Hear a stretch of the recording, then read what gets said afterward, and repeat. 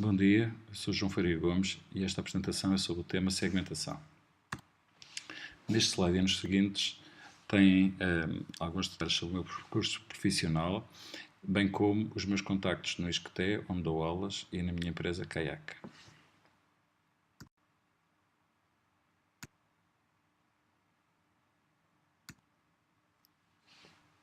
Como atrás referido, o tema desta apresentação tem que ver com segmentação. Comecemos então por uma definição.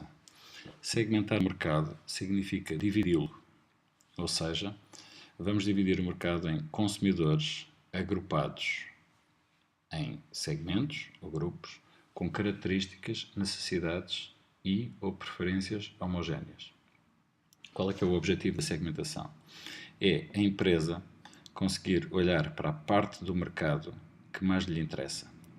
Portanto, a empresa poderá identificar e privilegiar um ou vários segmentos de acordo com a sua gama de produtos e objetivos.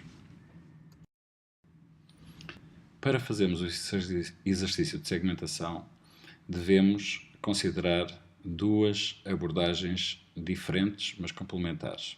Primeiro que tudo, segmentar o mercado por tipo de cliente.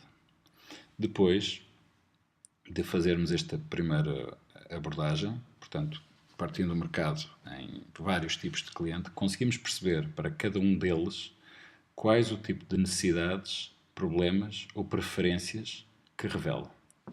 Vejamos este processo com mais detalhe no próximo slide. Como atrás referi, para o exercício de segmentação devemos usar as duas abordagens. Vejamos a sequência.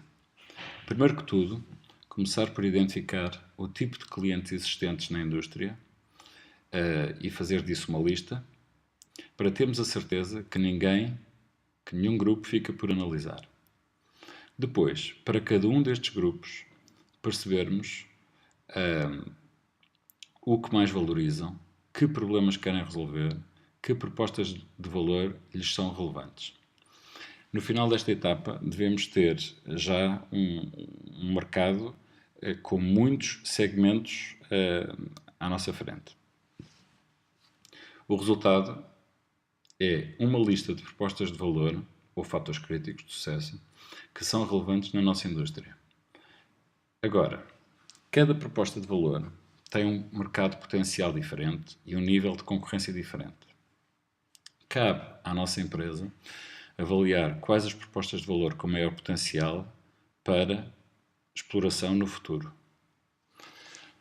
Uma vez analisadas as propostas de valor no que diz respeito ao seu potencial, mas também no que diz respeito à sua dificuldade em termos de execução, deveremos ser capazes de escolher o nosso posicionamento no mercado. O posicionamento será o ponto de partida para a execução de todos os aspectos ligados ao nosso negócio. Isto quer dizer que, a partir daí, a oferta deve refletir o posicionamento da forma o mais direta possível, bem como a comunicação, a distribuição, o preço e os nossos comportamentos enquanto empresa. Portanto, serve este slide não só para perceber quais as etapas no que diz respeito a um exercício de segmentação, mas, tão importante quanto isso, vermos como é que a segmentação alimenta o processo de construção do negócio.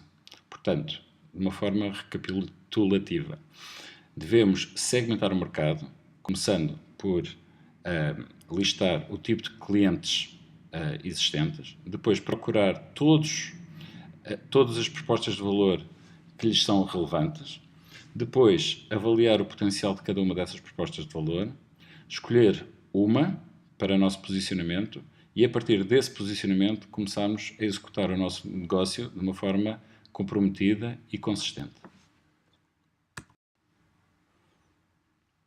Neste slide temos o que acabei de dizer de uma forma esquemática. Segmentação em primeiro lugar, depois vem a lista de propostas de valor, depois a escolha do posicionamento, que nos traz questões como se vamos para uma estratégia mais de nicho, mainstream, Blue Ocean ou Red Ocean, e finalmente a execução do nosso negócio, da nossa marca, de uma forma consistente ao longo de 4 vetores operacionais, são eles produto, serviço e preço, comunicação, distribuição e comportamentos. Nos próximos slides, alguns detalhes sobre o exercício de segmentação. Primeiro que tudo, quando estamos a listar os clientes existentes no mercado, não esquecer que em vários mercados não existe apenas um cliente, mas vários clientes com quem temos de interagir para a venda de um só produto. Daí encontramos muita literatura que fala sobre um cliente subdividido em 5 clientes, sendo o cliente dividido em o iniciador da compra, o influenciador e prescritor da compra, o decisor da compra, o comprador e o utilizador da compra. Em muitos casos, estamos a falar de um só agente que faz tudo isto, mas noutros casos, como por exemplo na compra de um produto para miúdos, já temos, por exemplo, 2 clientes, sendo os miúdos o primeiro e depois os pais dos miúdos o segundo. Se considerarem, por exemplo, um produto farmacêutico, temos a pessoa que está doente como iniciador do processo de compra, depois temos como influenciador um médico, temos como decisor o doente, o médico ou alguém na farmácia, como comprador temos o doente, o Estado ou uma seguradora e como utilizador temos o doente. Quer isto dizer que neste exemplo em particular temos 5 clientes com os quais temos que nos preocupar. De notar que noutras indústrias existem agentes que não são clientes porque de facto não nos compram nada, mas que influenciam de uma forma significativa o comportamento dos nossos clientes. Considerem, por exemplo, uma indústria onde existe um regulador, ou uma indústria onde os jornalistas têm um papel determinante na formulação da opinião dos nossos clientes, como por exemplo na indústria dos vinhos. Nestes casos, devemos também considerar estas audiências como clientes, muito embora não nos venham a comprar nada.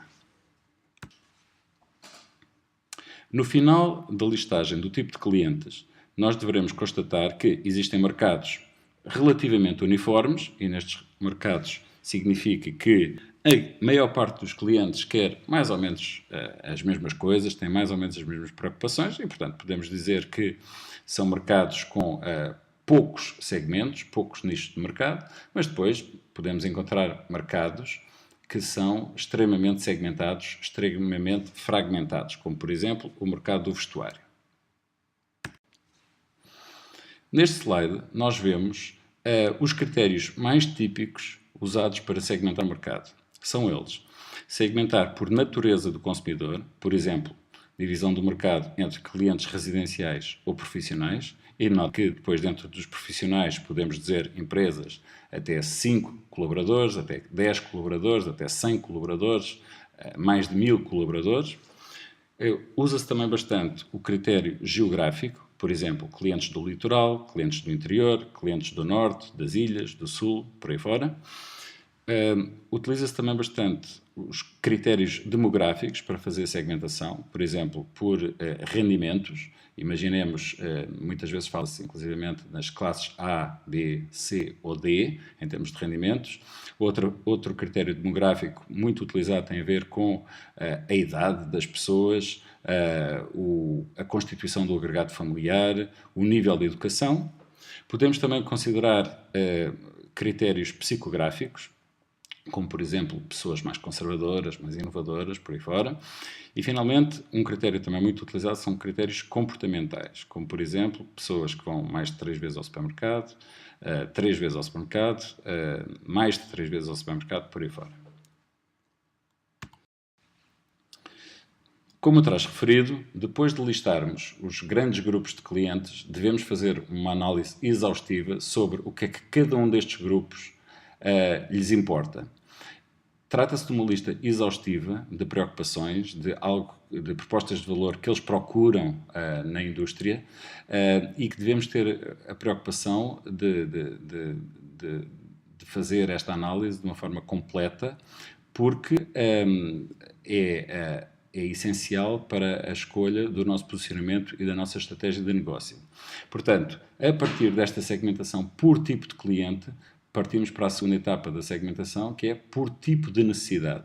Não esquecer que se trata de uma lista bastante completa, bastante longa de segmentos de mercado que estão de frente de nós. Uma vez detectadas todas estas propostas de valor, mais à frente faremos o exercício de escolha do nosso posicionamento, fazendo aqui a ponte com esse tema, onde vamos escolher uma estratégia mais de nicho ou mais mainstream, mais red ocean, mais blue ocean, e finalmente, com o posicionamento definido, iremos estabelecer a concretização da nossa marca, do nosso negócio, ao nível do ponto de vista operacional. Neste slide, e para finalizar, temos um exemplo da tradução do exercício de segmentação para uma estratégia de negócio. Vamos imaginar, por exemplo, que estamos no mundo dos ginásios. Ora, muito bem, nós podemos começar por ter uma estratégia mais generalista, onde temos um ginásio generalista, que tenta ter clientes um pouco de todo o género. Mas, depois do exercício de segmentação, podemos descobrir que a nossa melhor estratégia é um ginásio feminino, onde apenas procuramos clientes do sexo feminino. Mas, depois, através de uma segmentação mais afinada, podemos ainda torná-lo mais específico. Ginásio feminino, onde a principal atividade é zumba. E depois de mais um exercício de segmentação, podemos descobrir que é um ginásio feminino, cuja principal atividade é zumba e que é feita em outdoor. E, portanto, serve este exemplo para dizer que, quanto mais profundos formos no nosso exercício de segmentação, mais conseguimos descobrir propostas de valor específicas e de nicho. Sabemos nós que as estratégias de nicho são aquelas que, porventura, nos podem revelar uma intensidade competitiva menor e conseguirmos um posicionamento mais rápido, mais eficaz e também sem recorrer a tantos recursos. E desta forma, termino esta apresentação. Muito obrigado.